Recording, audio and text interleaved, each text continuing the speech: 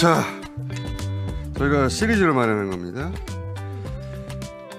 보이스 피싱을 저희가 파헤쳐보려고 합니다.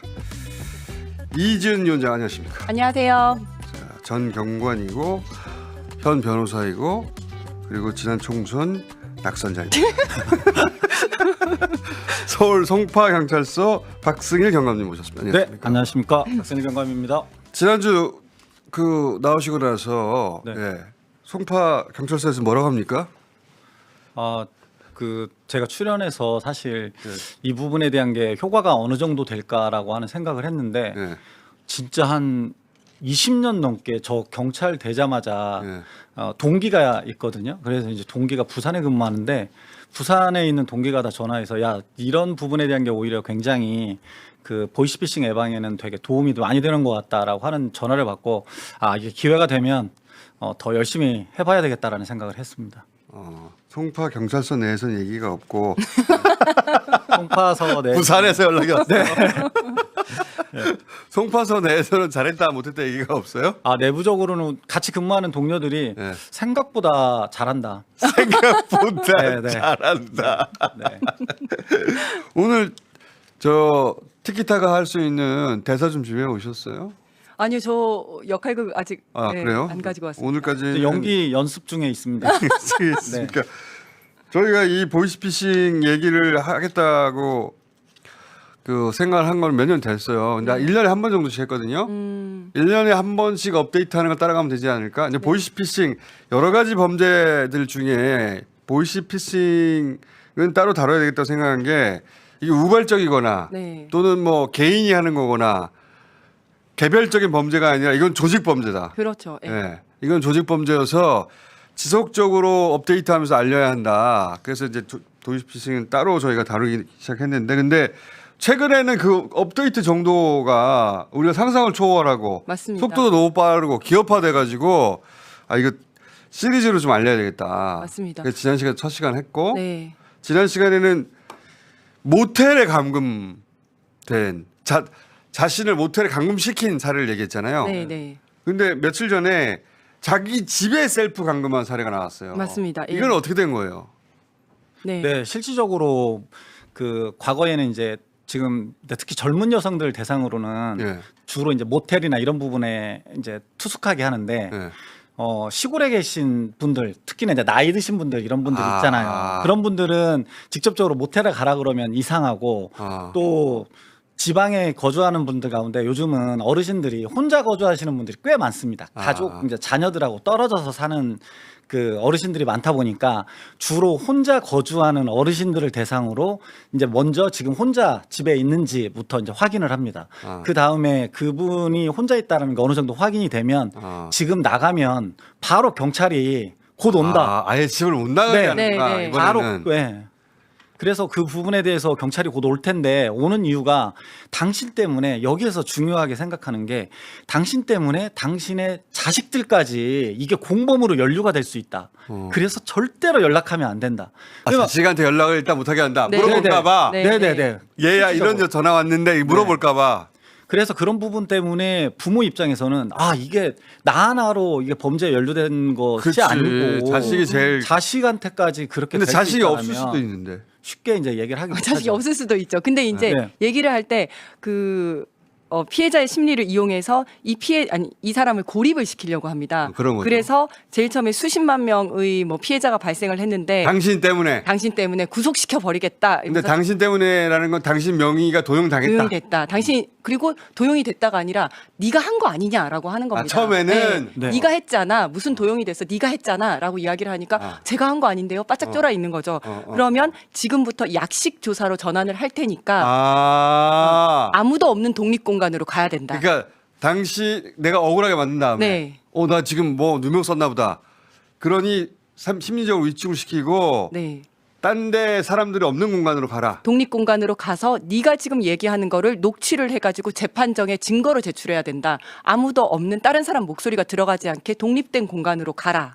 라고 하면서 이제 모텔을 가든지 문을 잠그라고 하든지 하는 겁니다. 근데 이제 그 여성의 케이스는 모텔이었고 네네. 네. 그리고 이 노년층은 집에서 문을 잠궈라. 문을 그렇죠. 잠그고 네. 있어라. 왜냐하면 외부인하고 접촉을 하면 안 된다. 그리고 경찰이나 검찰에서 다른 우리가 지금 당신을 도와주기 위해서 지금 하고 있는데 당신이 지금 경찰을 만나게 되면 그 사람은 당신을 분명히 체포할 것이다. 그러면 우리가 도움을 줄 수가 없다. 그러니까 경찰이 혹시 신고해가지고 네. 경찰이 와도 문 열어주지 말라고. 네네네. 그리고 자식한테 물어보지 말라고. 네. 철저히 고립시키는 거예요. 고립시킵니다. 그래서 아까 말씀하신 것처럼 자식한테 연락 오면 지금부터 누구한테든지 수사 내용을 발설을 하면 공범으로 취급하겠다. 그게 수사 내용을 말하지 마라. 네, 수사 내용을 말하지 마라. 이거는 특급 비밀이고 엠바고 뭐 이런 얘기하면서 누구한테 전화하거나 와서 이야기를 하면 다 공범으로 취급하고 증거 인멸하는 걸로 알겠다라고 얘기하니까 경찰이 전화해봐 소용이 없네. 소용이 없는 겁니다.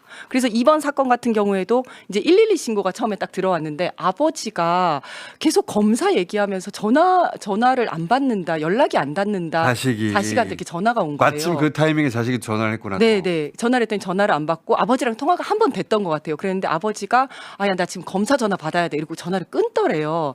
그러고 전화가 그다음부터 연락이 안 되니까 3시간 넘게 연락이 안 되니까 112 신고해서 이거 아무래도 보이스피싱 같은데요. 해서 그 이제 자녀가 현명했네. 네, 그래서 익산경찰서 중앙지구대 직원들이 간 거예요. 현장에 갔어요. 갔어요. 집으로. 그러니까 문 다 잠궈놓고 있는 거죠. 경찰이 오면 문 열어주지 말라고 그랬으니까. 네. 그래서 딸한테 전화해서 이런 상황이다 했더니 딸이 비밀번호 가르쳐 준 거예요. 비밀번호를 누르고 그 집안에 들어갔더니 아버지가 오지 마라고 하면서 이제 검사랑 통화를 계속 하고 있는 거예요. 아버지 지금 검사고 검사가 경찰 올 수도 있는데. 그렇죠. 그 얘기를 벌써 한 거예요. 경찰 오면 그때부터 자식이 손해를 입는 거 아니야? 그렇죠. 피가. 네, 그러니까 당신 아버지는 체포되고 자식을 위해서 맡고 있는 거 아니야? 그렇죠. 경찰을. 네. 그러고 있으니까 딸이랑 통화도 시켜주고 이렇게 얘기하지 않았냐. 이게 전형적인 수법이다. 계속 설득을 해서 30분, 1시간을 설득을 했더니 내가 검사라는 사람이랑 통화를 했는데 그 사람이 하는 얘기를 똑같이 이 경찰관들이 하네. 그런가? 이러면서 그때 이제 의심을 한 거예요. 위원장님 그러고 말씀하신 대로 딸이 없었으면 안 되는 거예요. 네. 위원장님 말씀하신 대로 현장에 저희 경찰이 이번에도 설득을 그나마 할 수 있었던 게 검사가 당신이 지금 피해 아버지한테 검사가 이런 식으로 얘기하지 않았냐. 지금 라고. 당신의 개인정보 유출됐다고 했지. 그리고 당신 자녀 지금 공범으로 해서 몰린다고 했지. 이런 부분들에 대한 거를 다 얘기하니까 아버지도 현장에 출동한 경찰관이 그 부분을 어떻게 알지? 라고 하면서 마음이 좀 풀리기 시작한 그리고 겁니다. 딸 전화를 바꿔주고. 네, 딸 아버지 전화 그게 바꿔주고. 아니에요. 막 네, 그렇죠. 말해주고. 예. 근데 그 과정이 금방 되는 게 아니고 딸까지 동원됐는데도 한참 걸린다는 거죠. 맞습니다. 3시간 20분 동안 통화를 혼자서 하고 계셨고 이 피해자분은 3시간이면 이미 대포 통장 열리는 거 아니야? 그래서 악성 앱이 이미 깔려 있었습니다. 그렇겠지. 그랬는데 이제 이 악성 앱을 어떻게 하는 거예요? 하냐면요. 그다음에. 이분 같은 경우에는 원격 제어 앱을 깔도록 해가지고 보이스 피싱범이 직접 깔았던 거예요. 원격 제어 앱을 깔게 하는 경우가 있는데 어떻게 링크를 하냐면 클릭해라 이거 아니에요, 보통. 보통은 이제 링크를 클릭해라라고 하는데 여기는 어떻게 썼냐면 사고 접수하려면 몇 가지 원격으로 확인을 할 게 있는데 구글 플레이 스토어에 있는 정식으로 등록된 원격 제어 앱을 다운받으십시오라고 얘기를 해요. 그럼 이거는 구글 플레이 스토어에 있으니까 별로 정식 앱인데? 네, 정식 앱이니까 그냥 다운을 받죠. 그러면 저희 보안팀에서 고객님 휴대전화를 움직일 건데 지금부터 터치하지 마시고 육안으로 봐주시기 바랍니다. 한 다음에 한국소비자원 앱을 다운받을 건데 이게 그 좀비 앱이거든요. 다운받을 건데 고객님 휴대전화 패턴 한번 열어주시겠어요? 열어주는 거죠. 그러면 그때부터 그냥 막 이렇게 원격으로 조정을 하는 거예요. 그러니까 원격 조정 앱은 정상적인 앱인데 네. 그거를 깔게 하고 나서 그 앱으로 바로 조정을 하는 거구나. 그렇죠. 그 앱으로 해서 아예 대출금하고 예치금까지 싹 다 뽑아가려고 했었는데 그때 이제 경찰이 들어온 겁니다. 이 범죄 조직원들이 진짜 나쁜 게 지금 이렇게 말씀하신 것처럼 원격 조정 웹을 깔게 하는 게 시간을 단축하기 위해서 그렇습니다. 나이 드신 분들은 뭐 깔아라 설명하고 핸드폰 조작하고 이런데 시간도 오래 걸리고 이러다 보니까 할 줄 모르니까. 네. 할 줄 모르니까 그냥 아예 이 부분에 그냥. 대한 거를 우리가 그 부분에 대한 거를 점검을 해주겠다라고 얘기를 하는 겁니다. 그러면 실질적으로 그 안에 있는 자녀하고 문자한 내용 이런 것까지 자기네들이 먼저 싹 그렇죠. 보는 거예요. 그래서 피해 내용 중에 이런 내용에 대한 걸 자녀하고 얘기했는데 이 부분에 대한 거 당신이 이미 지금 그런 범죄 행위를 저질렀던 거 아니냐라고 해서 얘기를 하는 겁니다. 그러면 그 부모 입장에서는 사실 이 카톡 내용이나 SNS 내용을 봤다라고 의심을 전혀 못 하고 있다가 원격 제어 앱이 뭘 할 수 있는지를 모르는 모르죠. 겁니다. 모르니까 네. 원격 제어 앱을 받게 하고 원격 제어 앱으로 아예 그 폰을 완전히 장악한 다음에 네네. 그 폰 안에 들어있는 내용을 다 가져가. 카톡이고 다 가져간 다음에 그럼 더 믿게 되죠. 네. 그렇죠. 자기하고 네. 이런 말 하지 않았냐. 네. 그러면 원격 제어 앱이 그런 걸 할 수 있을지 모르니까 부모님은 이제 아 진짜 검사구나. 그렇죠. 네. 그리고 나서 그 사이에 폰을 완전히 장악했으니까 거기서 그냥 개설하겠네 막. 거기서 네. 개설하죠. 휴대폰으로 할수 있는 거. 네, 네. 네. 야. 그래서 뭐 인터넷으로 거기서 오죽하면 그 물건 주문하고 이런 것까지도 요즘은 그 물건을 주문해 버려요? 네, 그 안에서 뭐 쇼핑몰 같은 거에 돼 있는 부분에서 물건을 자기네 쪽으로 주문하는 부분으로 중간에서 그걸 받을 수 있는 것까지도 하고 그래서 진짜 그 야. 핸드폰에서 털 수 있는 부분에 대한 거는 모조리 싹 털어가는 겁니다. 그리고 이제 휴대폰 기종에 따라서 이런 악성 프로그램이 안 깔리는 기종들이 최신 있거든요. 기종들. 네, 예. 네. 그러면 보안 유지를 위해서 수사용 휴대폰을 다시 개설을 해야 된다. 라고 해서 전화기 들고 전화 끊지 말고 지금 휴대폰 개설하는데 가라라고 해서 요즘 휴대폰 개설이 엄청 쉽잖아요. 휴대폰을 실제로 개설하게 만들고 뭐 텔레그램이든 라인이든 깔으라고 하고 자기 친구 추가하라 그러고 30분에 한 번씩 동선 보고하라 그러고 왜냐하면 이 사람은 자기가 지금 수사를 받는 줄 알고 있거든요. 그러니까 약식 수사로 그러니까 전화를 핸드폰이 만약에 최신이어서 안 깔리거나 네. 보안 프로그램 돼 있으면 개설하라고 그래요. 가서. 네, 새로 개설을 하라. 라고 야. 수사용 휴대폰을 만들어야 된다. 이거 다 끝나면 검찰청에서 전부 다 뭐 변상 조치는 다 해준다라고 하면서 상조치 다 네. 됩니다. 그래서 이제 휴대전화 새로 개설한 부분을 가지고 개인적으로 이제 그 조직원하고 계속 통화를 합니다. 그래서 통화를 하다가 자기네들도 좀 어느 정도 지치는 게 있나 봐요. 지치고 그러면 그 피해자를 혼자 둬야 되지 않습니까? 그래서 혼자 두면서 그 사람의 심리를 지배하기 위해서 요즘은 실제로 저도 그래서 반성문 쓴 내용을 봤는데 반성문이요? 그 안에서 어. 반성문을 쓰게 합니다. 반성문을 쓰게 하는데 모텔 같은데 가라고 해서 반성문을 쓰게 합니다. 아, 그러니까 네가 전화 뭘 통화 잘못- 계속 하는 건 자기들도 자기는 힘드니까 네, 네, 힘든 네. 겁니다. 잠깐 끊고 네. 그 사이에 반성문을 써두세요. 네. 네네. 그래서 반성문을 써서 검찰에 제출하면 나중에 기소유예를 받거나 마치 우리가 탄원서 쓰는 형식으로 그렇죠. 하는 네. 부분으로. 그래서 이분은 자기가 실질적으로 범죄에 가담도 안 했는데 뭐라고 썼냐면 자기가 개인정보를 잘못한 것 때문에 다른 많은 사람들에게 진짜로 피해를 줬습니다. 그러니까 그분은 완전히 심리적으로 지배가 된 겁니다. 그래서 마치 자기의 개인정보가 이용이 된 걸로 확신을 하고 반성문을 그렇게 씁니다. 와. 완전히 가스라이팅이 된 거죠. 내가 잘못을 안 했어도 이거 잘못했고 저거 잘못했고 쓰다 보면 진짜 잘못한 것처럼 느껴지잖아요. 자, 그러면 그때 내세우는 신분들이 첫째 검사, 검사, 그다음에 뭐 금융감독원. 금융감독원. 네. 그렇게 해서 금융감독원이 주로 이제 굿캅 역할을 하고 검사가 배드캅 역할을 하면서 둘이 달래고 얼르고 하는 겁니다. 한 사람이 하는 게 아니다. 네. 옛날에는 한 사람이 했고 그렇죠. 제가 한 십몇 년 전쯤에 네. 저는 보이스피싱 전화를 받아본 적이 있어요. 십몇 년 네, 전쯤에. 네. 정확하게 기억은 안 나는데 그때 목소리는 이거는 발음이 조선족인데 뭐 금융 관련해서 물어보는 맞아요. 거예요. 티가 났잖아요. 네, 그때 네. 티가 났어요. 좀만 네. 들어보면 이게 조선족 발음 조선족인데 그래서 잠깐 일로 와보실래요? 그쵸? 제가 네. 잠깐 일로 와보실래요? 그러면 제가 유지재단 그쪽을 깨닫고 그러면 슬슬슬 목소리를 바꿔요. 그리고 너 어디인 중국? 네. 이렇게 아니요, 얘기가 넘어가기도 했어요. 네, 네, 네. 어? 네, 조금 있다가 저희가 말하겠지만 네. 왜 이렇게 요즘은 발음이나 실제로 우리나라 사람들이 하는지 조금 있다가 제가 그러니까 끝까지 그때는 한번 보시면- 구분이 됐거든요. 네, 네. 보이스피싱이 네. 구분이 됐고 조금만 꼼꼼하게 들어보면 금방 밝혀질 정도였어요. 맞습니다. 그리고 한 사람이 했어요. 한 계속. 사람이 했죠. 한 사람이 쭉 했는데 그렇게 네. 하면 요즘 안 속잖아요. 안 속으니까. 그러다 보니까 검사는 막 협박하는 역할. 검사 역할 따로 있고. 금융감독원은 그렇게 명의도용 되셨군요. 이 사람 이해를 해주는 거예요. 그럼 이 사람이랑 계속 통화하고 싶은 거예요. 그렇지. 그러고 그 다음에 제일 앞에 바로 전화하면 이상하니까 제일 앞에 카드 신청하셨어요라는 카드 배송원 또는 그렇지. 법원에서 등기 왔습니다 하고 등기 배송원. 그렇지. 법원에서 올 게 없는데 그러세요. 그럼 명의 도용 되셨을 수도 있습니다. 명의가 도용됐어. 저희한테는 손님으로 돼 있는데요. 네네. 그렇게 명의 하는 거죠. 도용됐을지 모르겠어요. 고객센터 밖에 뭐 1488 뭘로 한번 전화해 보세요. 이렇게 시작을 하는 겁니다.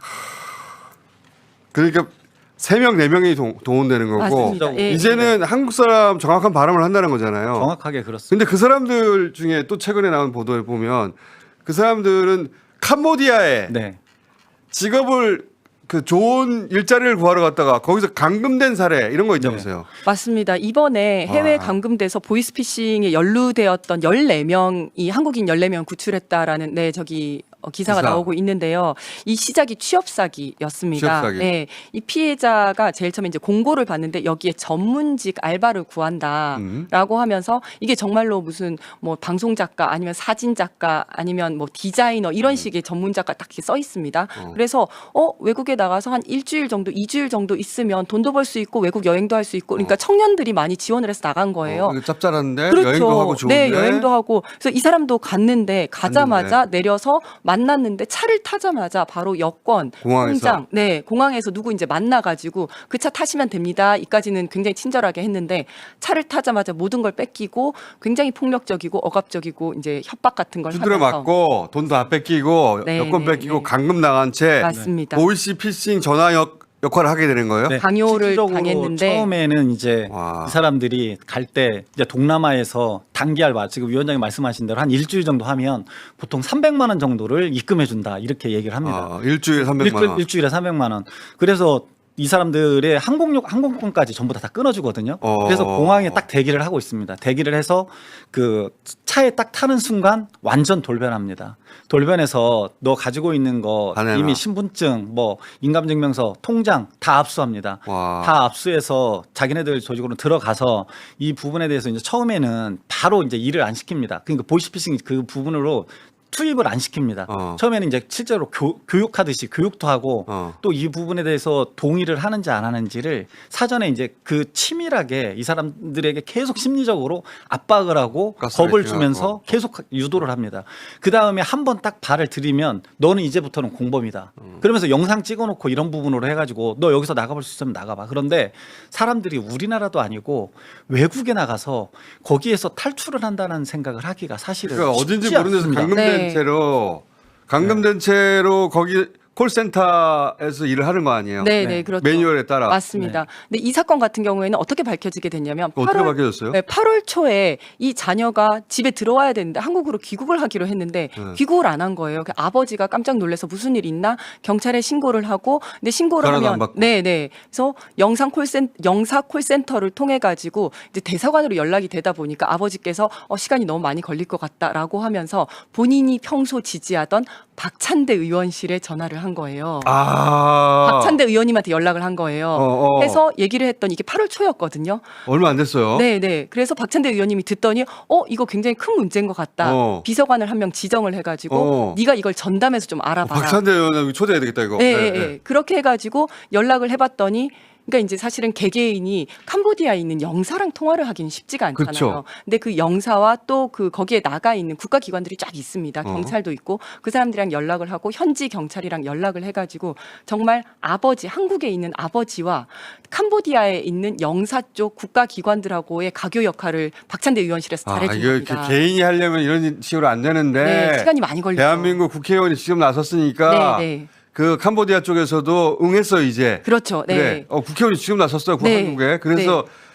그래서 어디까지 간 거예요? 쭉쭉 하다가. 그래가지고 마침 근데 이 피해자가 그 캄보디아에 감금되어 있던 피해자가 좀 기지를 발휘해가지고 원래 휴대폰이랑 다 뺏기는데 어떻게 텔레그램을 할 수 있게 된 거예요. 아버지한테 텔레그램을 한 거예요. 어머나. 나 여기에 뭐가 보이고 어떻게 뭐 공항에서 어느 정도 온 것 같고 막 이런 걸 보낸 거예요. 아버지도 그렇고 자식도 현명했네 굉장히. 굉장히 현명하셨고 용기 있었고 그래서 이 아버지가 이 박찬대 의원실을 통해서 이런 내용이 왔습니다. 네, 그럼 박찬대 의원실은 이 내용을 그 영사한테 알려주고 왜냐하면 이 피해자와 영사는 직접적인 연락이 안 됐잖아요. 그렇지. 네, 그래서 이 사이에서 요 가교 역할을 해가지고 이제 딱 그 급습을 한 거죠. 캄보디아 경찰. 그렇다면 캄보디아 쪽에서는 알 테니까 네. 그런 게 보였고 그렇다면 그런 시설이다. 네. 해서 급습을 해서 구출한 거예요? 구출을 한 거죠. 근데 너무 다행인 와. 게 이 텔레그램을 보낸 거를 또 들킨 거예요. 그래서 큰일 날 뻔했는데 그 즈음에 바로 이제 급습을 해서 구출을 해냈던 거죠. 진짜 영화의 한 장면. 네. 그만큼 이게 신속하게 이루어질 수 있었던 게 좋았던 것 같고요. 와. 또 그래서 앞으로는 그런 부분들을 대비해 가지고 뭐 경찰, 국정원, 인터폴 그리고 그 해외에 나와 있는 우리 영사관들 이런 부분들이 어느 정도 원스텝으로 해가지고 바로 적극적으로 좀 추진할 수 있도록 하려고 준비하고 있는 걸로 알고 있습니다. 그러니까 그 바보같이 무슨 보이스피싱에 당하고 그게 그런 일이 아니라는 거예요. 아닙니다. 이제는 네. 이제는 걸리면 웬만한 사람들은 다 걸리게 돼 있는 거예요. 맞습니다. 네. 그리고 이제 요 일을 했던 게 김우성 비서관인데 제가 이름을 꼭 얘기를 해주고 싶어가지고 너무 잘했다는 얘기를 하고 싶고 그리고 이거를 계기로 해서 이제 좀 알아본 거죠. 박찬대 의원실에서 알아봤더니 박찬대 의원하고 김우성 보좌관 한번 불러야 될 것 같아요. 근데 보통 이런 공은 의원이 다 가져가야 돼요. 아니 의원님이 이제 하자고 해가지고 그러니까 시작이 된 박찬대 거죠. 의원님 나와야 네, 되겠다. 네, 네. 네. 2023년에는 캄보디아에 실종 신고가 17건이었는데 작년에 250건으로 늘었고 올해는 봤더니 올 7월 기준으로 250건을 벌써 넘은 거예요. 실종 신고가 이렇게 많아지고 있는 거예요. 그러면 이런 식으로 보이스피싱 조직에 의해서 감금돼서 어떤 건물에서 할 수 있다는 거죠. 그 콜센터에서 네, 한국 네. 사람 역할로 전화하고 있을 수도 있겠다. 그렇습니다. 실제로 그렇습니다. 그래서 네 이거는 보통 일이 아니네. 맞습니다. 일단 그 사람들을 구출해내는 게 또 굉장히 중요하네요. 네, 네. 왜냐하면 그 사람들을 구출해서 한국인 역할을 할 사람이 없어져 버리면 네네, 못합니다. 못 하잖아요. 네, 또. 네. 그래서 사실 이제 급습한 다음에 어쨌든 이 사람들도 다 보이스피싱 조직에 연루되어 있으니까 일단 가서 조사를 다 받았습니다. 예. 야, 네가 원해서 한 거 아니야? 조사를 받았는데 조사하다 보니까 이 사람들은 진짜 억류돼서 피해자들이구나 이래가지고 다 이제 한국으로 보낸 거거든요. 캄보디아까지 가서 보이스피싱 콜센터 하고 싶은 한국 사람 누가 없어요. 있겠습니까, 진짜. 네. 그 사람들 근데 이제 수사하니까 그런 과정을 쭉 거쳤더니 다 네, 다 피해자다. 그러면 이 사람들을 통해서 기법들을 또 확 알 수 있겠다. 그렇죠. 네. 근데 정말 이렇게 자기도 모르는 사이에 공범이 되는 경우가 굉장히 많거든요. 우리나라에서도 이런 경우가 많습니다. 그러니까 고수익 단기 알바라고 해서 이거 전달만 해주면 뭐 20만 원 준다라고 하는데 그게 사실은 뭐 이렇게 수납하는 데 쓰는 저기거든요. 그냥 보이스피싱 공범으로 다 들어가게 되는 겁니다. 이거 매주 해야 되겠어 당분간. 그래서 이게 보이스피싱 위원님 말씀하신 대로 보이스피싱에 자기가 그 지금 일을 하고 있다라고 안 하게 하기 위해서 요즘은 또 어느 정도까지 하냐면 내가 지금 그 직장에 있는데 중고거래로 중고차를 샀다. 그래서 중도금을 내가 지금 받기로 했는데 대신 좀 가서 좀 받아와라. 이렇게 말하면 그 피해자도 뭐라고 얘기를 하면서 주냐면 제가 그 중고차 사기로 해가지고 이거 중도 좀 드리는 건데 좀 전달해 주십시오. 그러면 본인이 보이스피싱의 중간책으로 연결책으로 해서 수금책이 지금 되는 거거든요. 수금책이 됐는데 일도 모르는 채. 본인이 아예 모르는 겁니다. 네. 네. 그리고 또 하나가 뭐 있냐면 중계기를 설치를 합니다. 중계기가 뭐냐면 외국에서 이렇게 콜센터 하면 외국 전화번호가 뜨잖아요. 그렇죠. 아니면 인터넷으로 하면 070이 뜨잖아요. 그럼 사람들이 안 받거든요. 그렇죠. 요거를 02 또는 010으로 전화번호를 바꿔주는 게 중계기예요. 요거를 설치를 해야 되는데 요 아무데나 이 설치했다가는 이게 혹시 이제 걸릴 수가 있으니까 기술 지원직이라고 해서 기술 지원직 요거 기계 하나만 설치하면 한 달에 200만 원 드립니다. 라고 하는 거예요. 그러면 조그마한 건물 하나 가지고 있는데 옥상에 중계기 하나 설치하면 한 달에 200만 원씩 주네. 근데 이게 다 보이스피싱 공범입니다. 보이스피싱에 중간 기계를 설치하는 건데 네네. 그 조그만 건물주는 돈 준다고 하니까 네네. 근데 보이스피싱의 일당이 되는 거죠. 그렇죠. 예. 조직 중에 한 명이 되는 거죠. 그래서 이런 것들은 다 조심해야 자, 됩니다. 오늘 여기까지 해놓고요. 네. 다음 주 또 준비해 주세요. 그러니까 새로운 사례와 네.